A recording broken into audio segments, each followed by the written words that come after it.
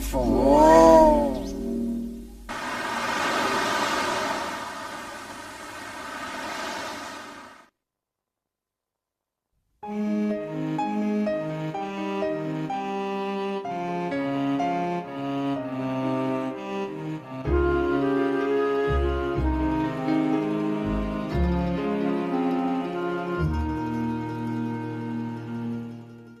傳說世間每個人也會有一位天使護蔭，縱使渺小仿如被塵，仍可棲身當愛人呼吸。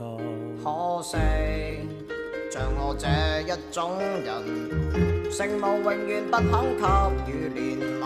每天如將苦兒祈求，誰可真心的逗我開心？誰說會與我騎回旋木馬，天黑透了，伴我一起歸家。是我或你犯錯了嗎？